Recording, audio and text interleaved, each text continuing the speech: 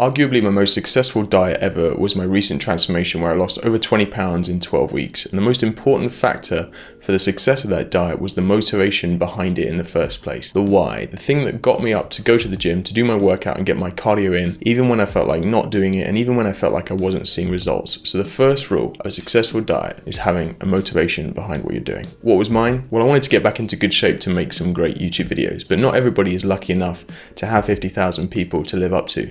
So let's talk about what you can do to keep consistent on your weight loss journey. In my experience with those who I've worked with, a focus on self-improvement and bettering themselves has been key to ensuring their dietary success. What is it about yourself you want to improve? You want to get a six-pack? Great, a six-pack is going to look pretty awesome. So knowing that that is the end goal is helpful as it provides you something to be accountable to throughout this period of self-improvement. For some though, weight loss isn't just a physical transformation, it's a precursor to bettering themselves mentally. I've worked with people who have been depressed at how bad they look physically, and you can't deny how much your physiology, i.e. your body, has an effect on your psychology, i.e. the state of your mind.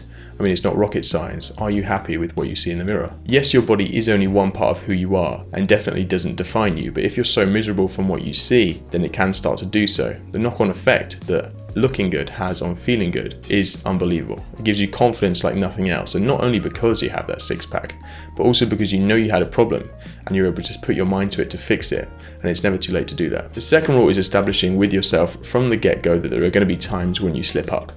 I talked about this a lot in a previous video, how people let one slip up allow them to come off the rails completely. But if you accept that it's going to happen, you can deal with it a lot more effectively. You need to be flexible but also have some kind of plan. But don't be so set on that plan that you can't deviate from it slightly. Otherwise, when you do, house of cards is going to come crashing down. This comes down to not putting too much pressure on yourself. The more you require perfection, the greater out of control you're going to spiral when you do come off track slightly. A requirement here is to be very neutral about the whole weight loss process. By doing so, you won't ascribe so much significance to these temporary failures, and you'll see them just as much a part of the process as sticking to your diet. It's not even about forgetting they happened, but just accepting that they're a natural occurrence. I can't tell you how many times I've had cheat meals where I've thought, I shouldn't be doing this, I shouldn't be doing this, I shouldn't be doing this, and then before you know it, it's a 5,000 calorie cheat meal and you set yourself back 2 weeks. Because of the way I viewed that cheat meal in my mind, I saw it as the only respite I was going to get from the diet. So I thought, right, now or never, we're going all in, we're going hard, and we're going to eat every calorie in sight. Because I knew when I woke up the next day, I was just going to over-restrict and kind of punish myself for this failure, this cheating.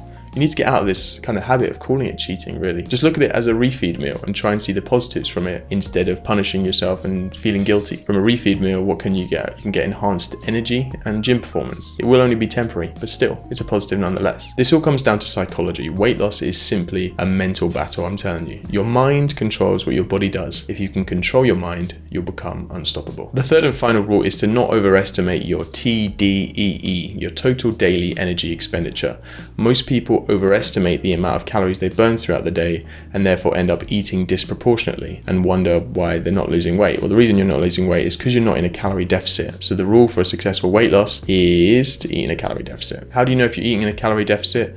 Well, if you were, you'd be losing weight. So if your weight is flatlining, then either you're eating too much or you're not active enough. There is no way around this. You cannot put more energy into a system and expect it to lose energy overall. Your body has to tap into its reserves of energy in order to lose weight. If you don't want to track calories and energy expenditure and find it a little bit too long and tedious, then a general piece of advice to try and ensure you're in a calorie deficit is to consistently have some level of hunger throughout the day. If you're constantly eating until you're full and stuffed, then you're probably not in a calorie deficit. This hunger is your body's survival instinct telling you to eat more calories because it's having to tap into its energy reserves. Your body doesn't really want to lose weight. There are occasions where if you're morbidly obese and you're massively above your body fat set point, where your body will be happy in a sense to lose weight, but as a general rule, it doesn't want to lose weight as it threatens survival. So hunger is good. Let me know in the comments below what helps you stick to your diet. I hope this one was helpful. I'll see you guys soon. Have a good one.